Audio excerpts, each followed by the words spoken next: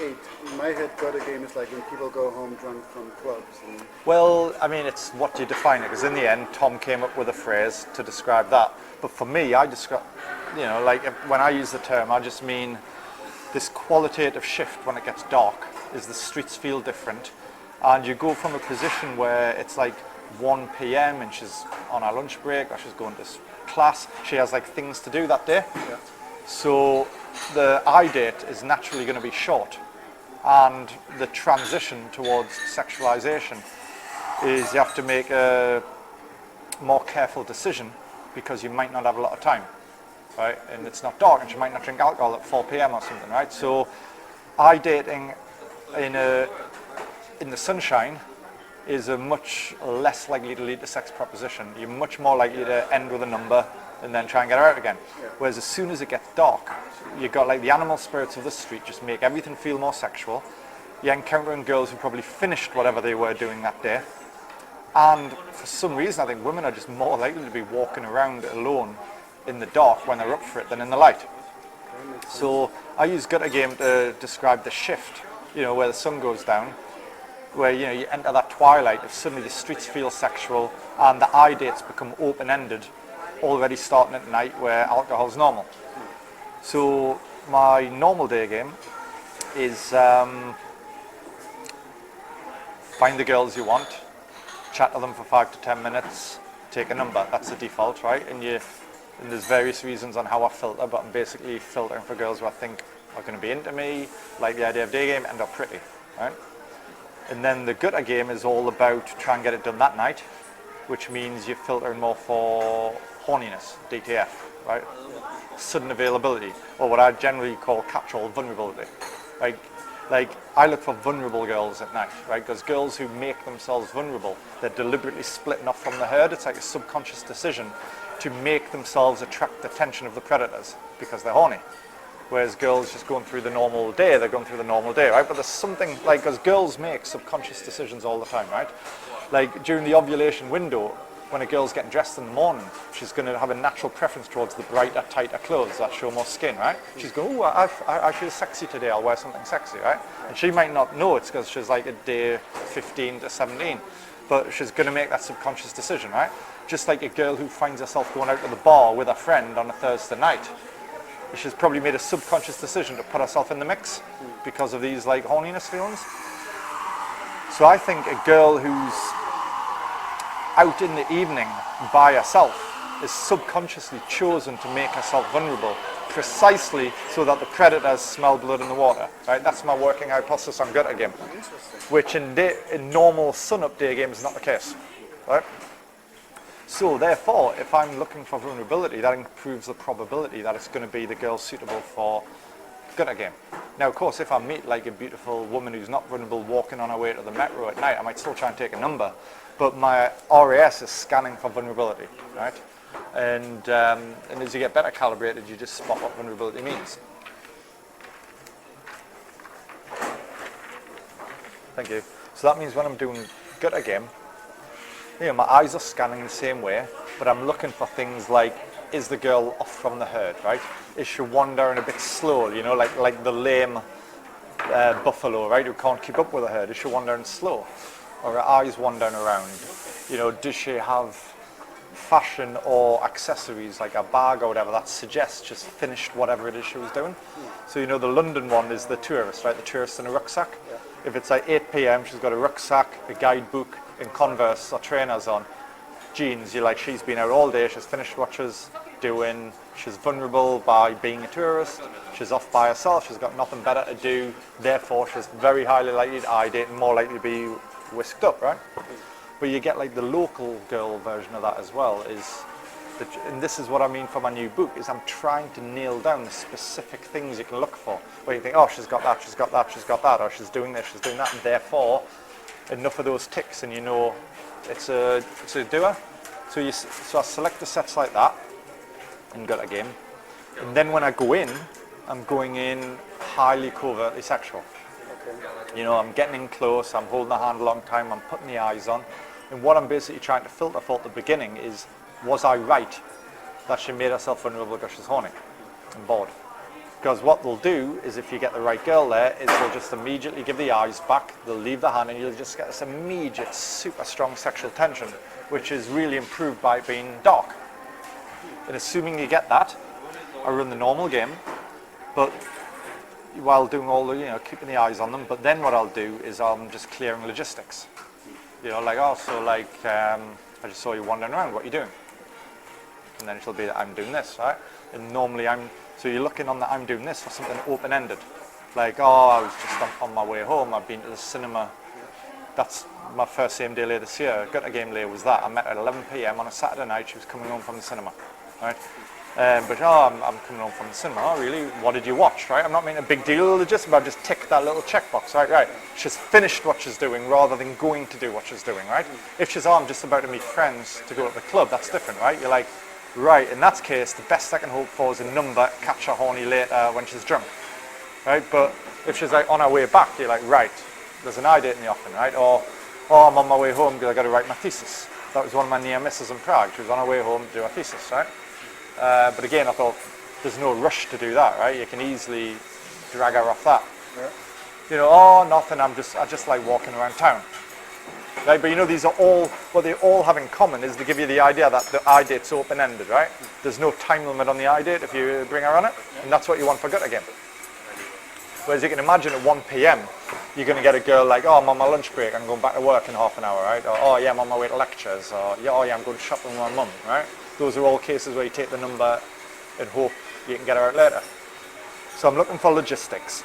So now, if you think of the filters, we've passed the vulnerability filter, we've passed the gives you some sort of sexual subcommunication back filter, and we've passed the logistically available filter, right? Then I suppose you'd have another covert filter. She doesn't mention boyfriends, she doesn't mention obstacles, right? Like normally with gut game, what you want is a girl to not put up any kind of like unusual resistance.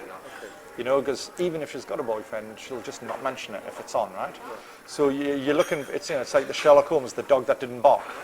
You know that story, the story of Silver Blaze?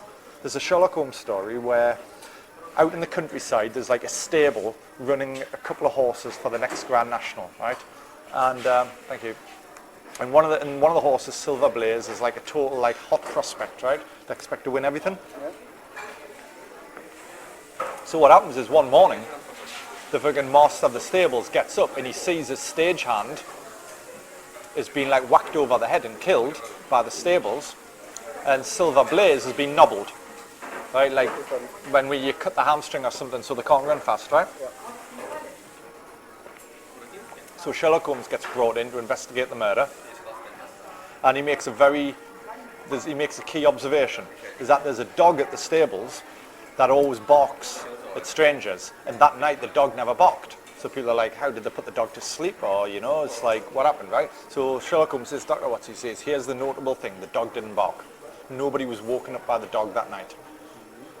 So Sherlock Holmes surmised that therefore the killer was known to the dog, right? The dog didn't see him as an outsider. Right. Basically what happens at the end is he figures out it was actually the guy who died was nobbling the horse, so the horse kicked him and killed him, right? And it was actually the horse was the killer. But the key, logical point is you are looking for the absence of an expected form of evidence, right? By it not being there, that's the passing the test. So with girls on same day lays, you're always looking for the lack of an obstacle, right? Like girls will give you obstacles in escalation. Oh, I've got a boyfriend. No, I'm not into this. No, I just want to learn English. Well, whatever the fucking obstacle is, they'll give you obstacles and you have to find your way around. And a lot of the time there is no way around.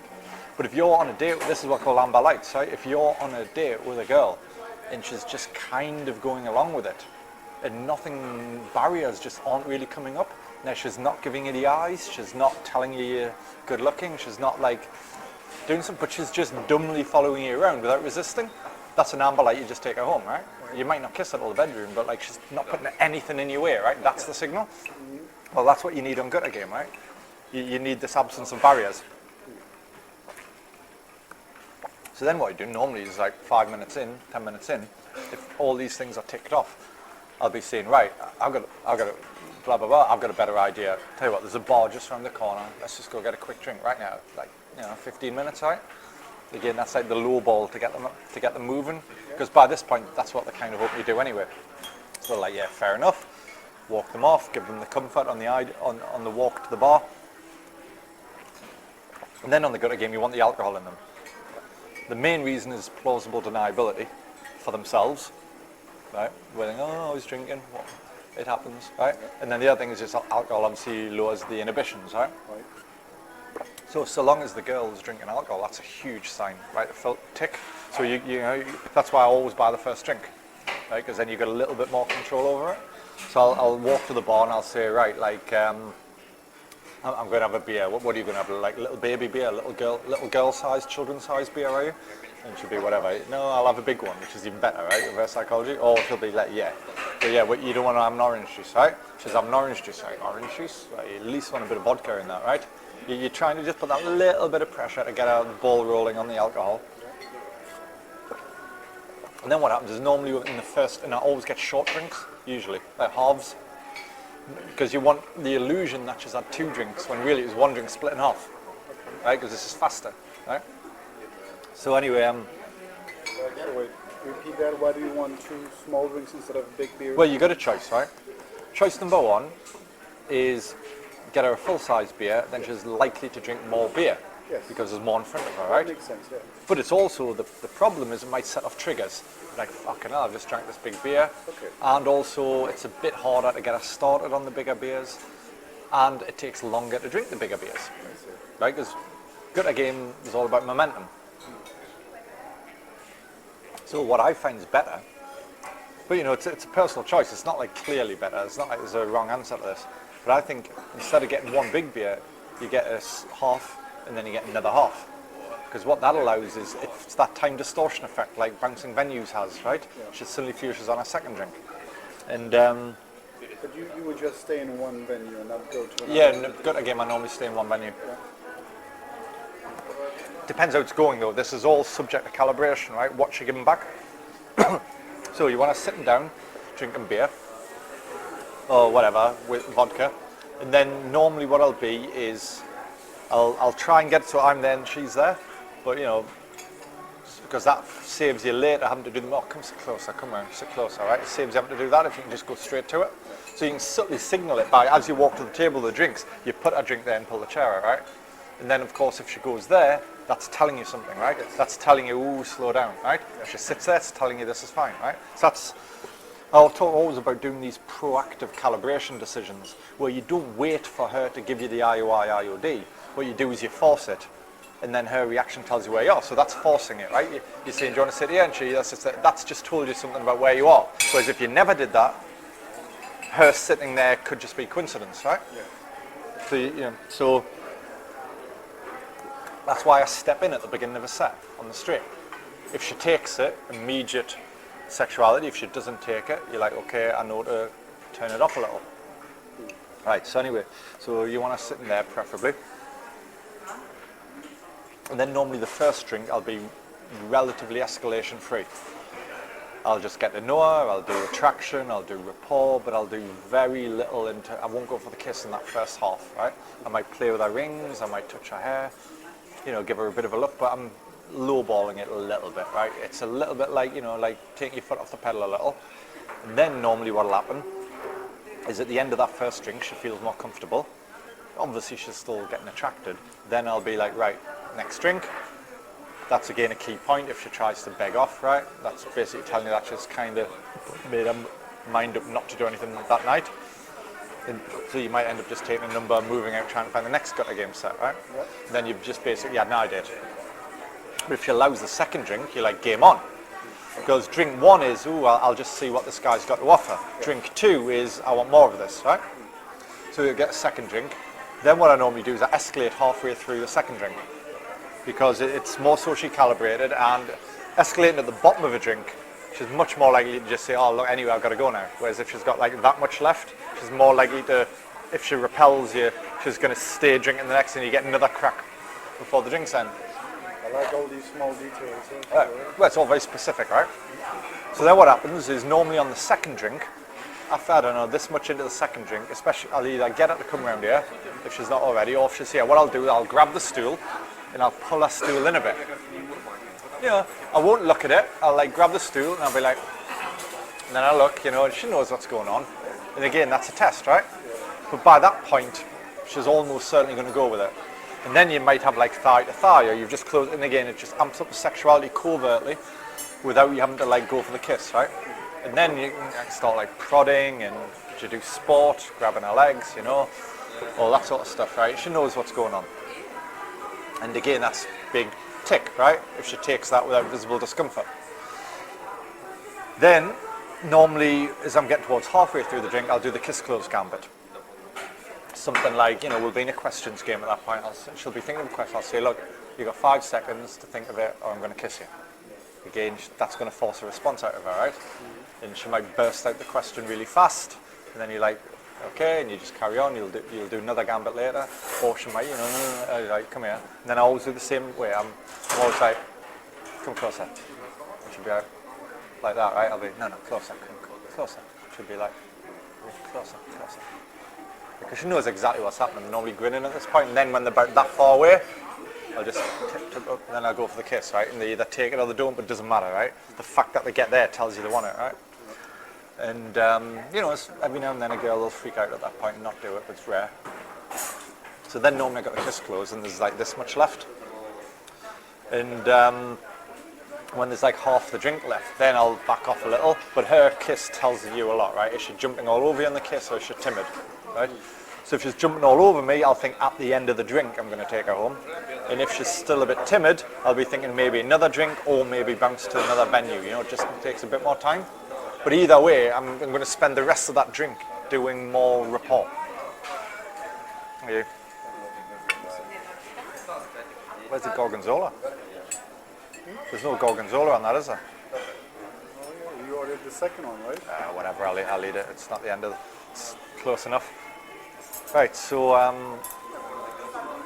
then because like the kiss has basically made everything obvious and she knows what's going on, I'll just like back off a little bit, you know. I might kiss her a couple more times, maybe like play with her hands a little bit, you know, doing a bit of physical rapport as well as verbal. And then by the end of the drink, hopefully, you know, I'm getting a good feel, like, you know, she's close to me, she's comfortable, she's taking the kiss. She might even start shaking a little bit, she's so excited. You know, the eyes will spot, and then I think, right, this is probably good for extraction. So then I'll be like, right, come on, let's go for a walk. Take her for a walk. She'll probably say, where are you going? So I'll say, oh, let's get a bottle of wine, like my place around the corner, and then she'll like, yes or no, or she might say, no, I'm not coming in. But it doesn't matter, you walk there anyway, and then she'll either come straight in, and I normally do a bit of bamboozlement at the time. It's like, I'll be talking about like a YouTube video or some fucking architecture or something while I'm like opening the door. And if she comes in, great. If she doesn't come in, then normally what I do is I'll push her up against the door on the outside and make out with her, get her really hot and horny, maybe 5 minutes, then just try and go in again, you know? And I'll say stuff. I'll say, look, like I'm not saying let's have sex. Let's just go in for a while, or you know, oh, you can leave whenever you want, right? And these are all true, right? And then, but normally once she's in, that's it, right? Her mind's made up. And so yeah, that's like the gutter game. But it doesn't necessarily mean they're drunk, right? I mean, one of the best places to find them is on the street outside a load of bars and clubs on their way home drunk, right? But it's not quite the same thing, because that's much faster, and there you're basically relying on the fact that the girl has left the club super horny and drunk, but didn't find the guy to do it with. So she's already just like waiting for if she didn't just find the guy, she's like there to be had, and then you don't have to dick around with all the like long eye dating and all that. So it's not quite the same dynamic.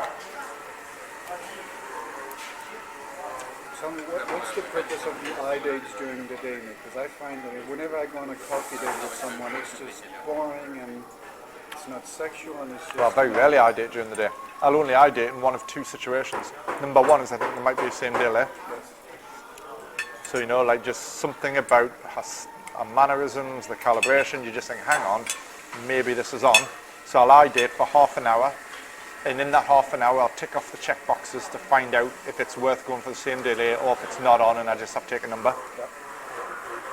And the other time I'll do it is if she's just so hot that I just think like, it could be days before I get such a good hook point with such a hot girl. Yep. You know, like, then the whole like, cost-benefit dynamics completely shifted, right? Yeah. You think it would take way more hours to find another girl like this than it would to just spend the hours on the iDate. Yeah. But the big trap of iDating is failing to escalate. Or escalate when you shouldn't, conversely.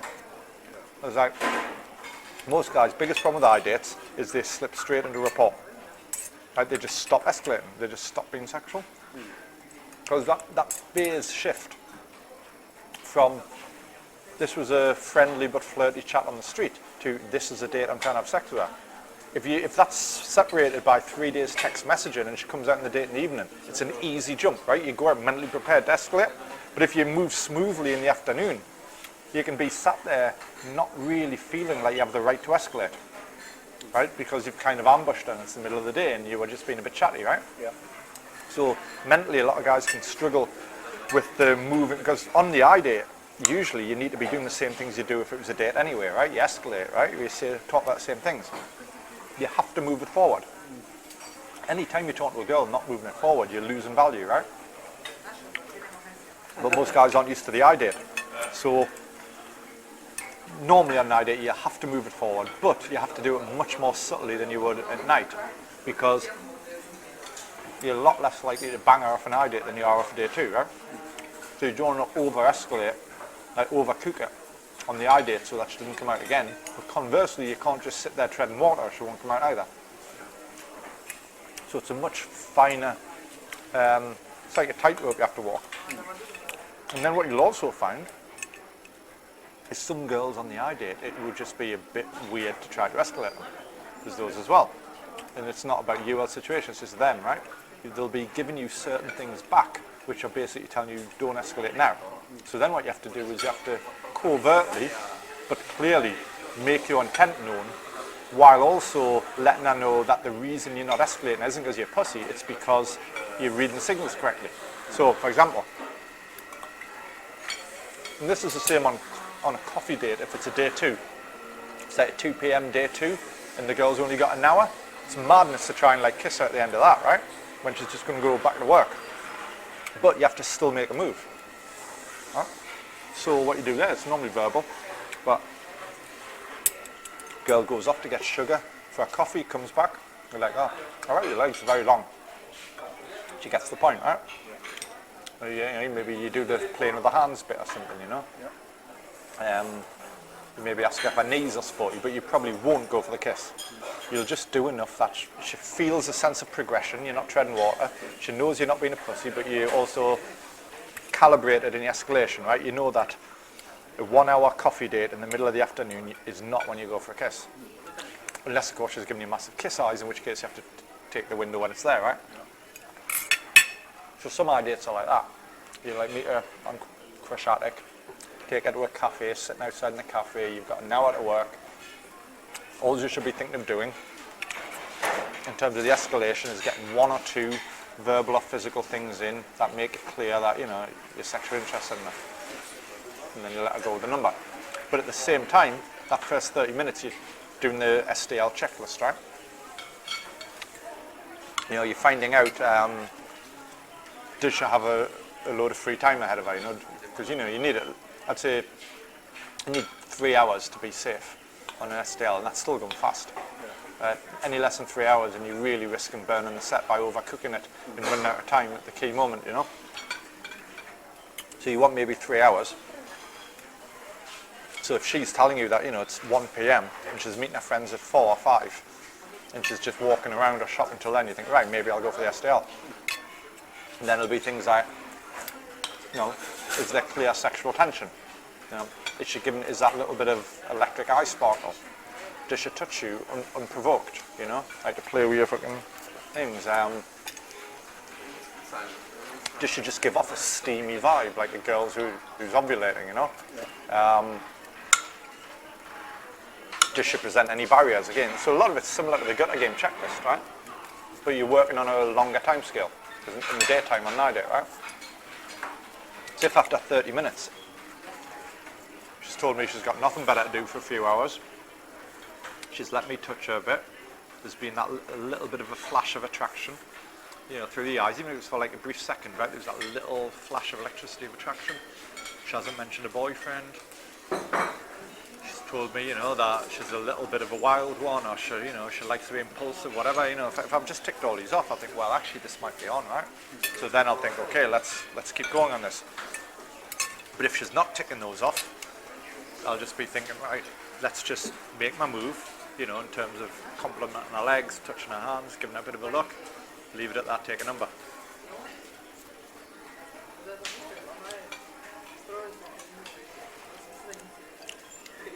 That's what you need in game. You have to always know where you're at. And the way to know where you're at is to throw things out which force a reaction out of her. And then that reaction tells you where you're at. And the skill is doing it in a subtle, covert way so that she knows what you're doing but feels that it's socially savvy. She gets that you're trying to filter to see where she's at,